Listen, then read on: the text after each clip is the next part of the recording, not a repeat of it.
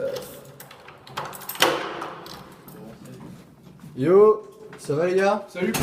Bon, on en est où pour le... Bon, j'y vais, c'est dans la chambre. Parfait, il faut qu'on finisse cette vidéo. Salut Paul, Ça va bon? ça va et toi? Tranquille, tranquille. Bon, je vais te parler du contexte, du marché et des domaines d'activité stratégique d'Orange. Ok. Donc en 2009, le gouvernement français lance un appel d'offres concernant l'arrivée d'un nouvel acteur sur le marché des télécommunications.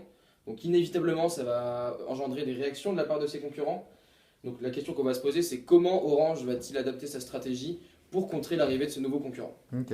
Donc pour répondre à cette question, on va d'abord analyser le marché en 2012 en faisant l'étude du SWOT. Puis on va étudier la position concurrentielle d'Orange au sein de la concurrence. Ok. Donc les domaines d'activité stratégique d'Orange, c'est d'un côté le domaine grand public, de l'autre les professionnels, avec le Orange Business Service. Orange est présent sur 4 marchés, la téléphonie mobile, la téléphonie fixe, l'Internet et la télévision. Ils sont partout.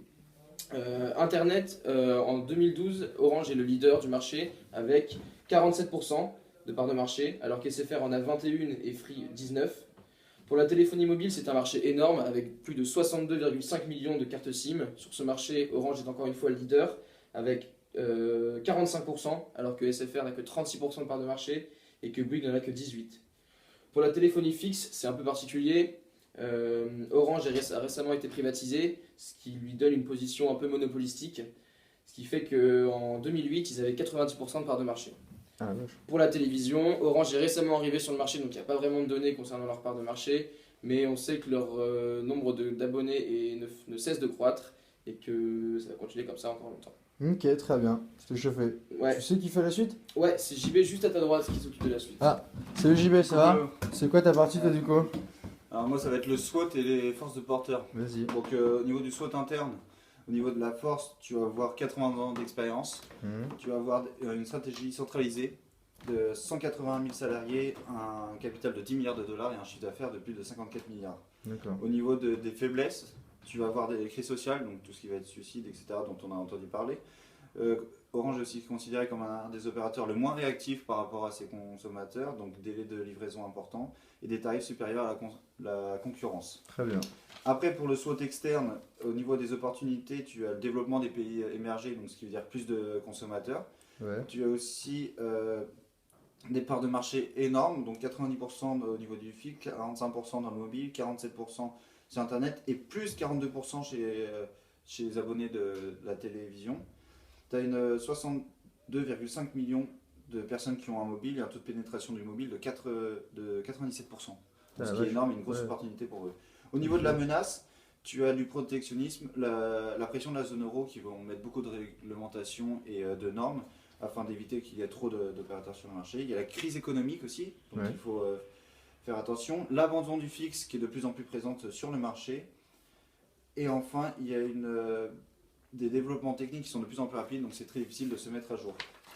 Pour les 5 forces de porteurs au niveau des produits de substitution, ça va être tout ce qui va être les nouveaux réseaux sociaux qui vont permettre de dialoguer autrement que par le téléphone ou Internet. Concurrence intrasectorielle, donc de forts rapports entre chaque opérateur, donc SFR, Orange, Free, etc. Pouvoir de négociation des clients est faible parce qu'il y a un nombre inconsidérable de clients. Le pouvoir de négociation des fournisseurs est faible parce que peu de concurrents. Et au niveau des fournisseurs, ils s'auto-fournissent, donc la force est présente. Au niveau de la menace des nouveaux entrants, barrière très forte, car à cause de toutes les réglementations, les normes et l'image de marque d'Orange qui est déjà très présente sur le marché, donc c'est très difficile pour eux de s'implanter. Ok. Bon bah bien joué, t'as géré hein. Tu sais qui je dois aller voir après? Va voir Kogue, il doit être en train de taper sur la suite. Ok, merci, à toutes. Salut Kogue. Ah, salut Paul. Ça va? Très bien et toi? Je suppose que tu viens me voir pour la vidéo. Exactement. T'en es où toi? C'était quoi ta partie déjà? Moi c'était la motrice BCG. Ouais. Alors donc du coup pour la faire j'ai analysé rapidement le marché des télécommunications donc en France et plus particulièrement le rôle qui exerce France Télécom Orange Ok. en comparaison avec ses concurrents et donc ça m'a permis de créer la matrice BCG. Attends, Tu l'as là? laisse-moi te montrer. Ah, parfait. Voilà, tiens. Merci. Voilà. Donc deux segments du marché des télécommunications représentent des vaches à lait pour le groupe. Il s'agit d'Internet avec une croissance de 4% annuelle du marché et une part de marché relative de 223%. Le segment de la téléphonie fixe représente également une vache à lait, avec une part de marché relative de 1280% et un taux de croissance du marché par contre de moins 13,1%. Donc ces résultats restent à nuancer. La téléphonie fixe pourrait être un point mort pour l'entreprise. L'entretien du réseau représente un coût important auquel les revenus doivent pallier. Et pour ce qu'il s'agit d'Internet, ce segment est le plus instable pour l'entreprise avec de nombreux départs à la concurrence. Donc concernant les stars, avec un taux de croissance du marché de 6 à 10% et une part de marché relative de 126%, la téléphonie mobile reste le segment vedette du groupe. Donc l'entreprise a donc intérêt à investir en communication et en marketing afin de dynamiser les ventes et d'asseoir sa position de leader. Et concernant les dilemmes, la télévision, malgré un fort taux de croissance du marché, sa part de marché relative reste faible, 27% par rapport au leader Canal+. L'entreprise devra donc valoriser son contenu qu'elle propose afin d'amener à elle une nouvelle clientèle et par cela faire croître son poids sur le marché. Ma recommandation serait pour ce dilemme de bonifier le service télévision et éventuellement de faire, comme l'a fait Canal+, des séries originales qui intéresseraient le public.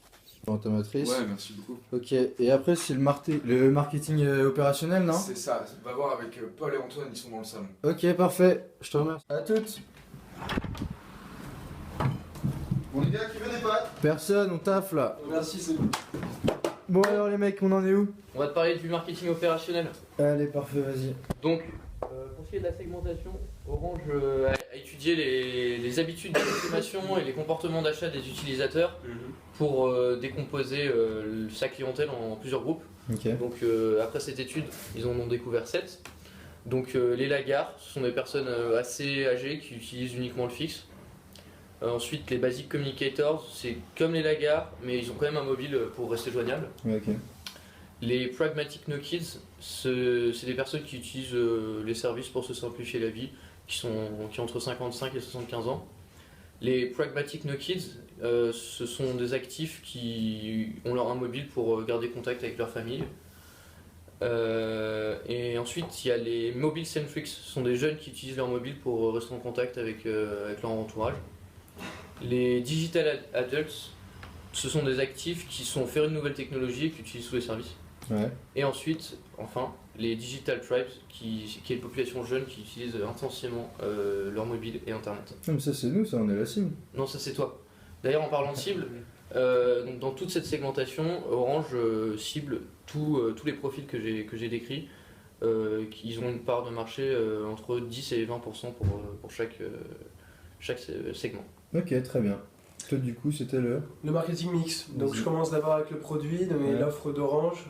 Aujourd'hui Orange c'est le leader sur le marché des télécommunications. Donc Orange doit être créateur et doit aussi être un moteur de l'innovation dans ce secteur. Aujourd'hui ce statut de leader donc, implique de grandes responsabilités pour lui. Ouais, mais du coup, il n'y a pas Free qui va prendre sa place? Non, le Free ne va pas devenir leader, mais c'est vrai que c'est aujourd'hui un concurrent direct pour Orange et un sérieux concurrent parce qu'il propose une offre matérielle meilleure.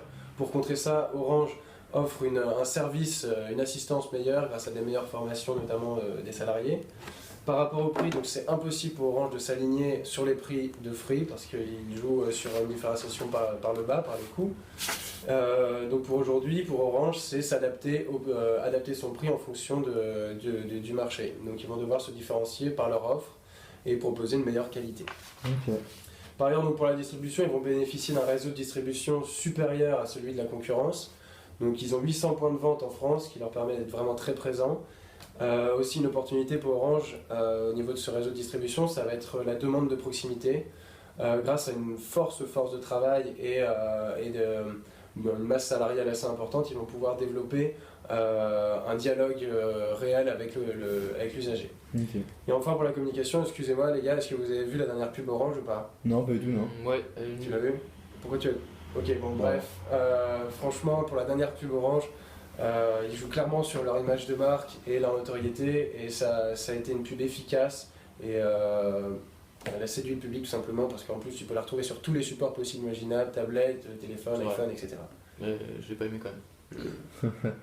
Je vais parler du positionnement donc, de l'offre que tu nous as très bien décrite. Donc, comme tu l'as dit, c'est une offre de qualité et qui nécessite aussi des services de qualité. Donc, le prix est élevé. Et donc, sur le marché, on voit que tu peux voir ça T'as sur un ce graphe graphique. Parfait. Vas-y donc. Donc sur ce graphe, on voit que Orange donc a une qualité de service et un prix élevé, et ils sont sur le marché, on voit que ça suit une droite. Ok, parfait. Bon bah j'ai toutes les infos qu'il me fallait, du coup je vais faire la vidéo ce soir avec le JT ce soir avec Marin et puis je vous tiens au courant. Parfait. Vas-y, ciao les potes. Bye bye. Qui marre.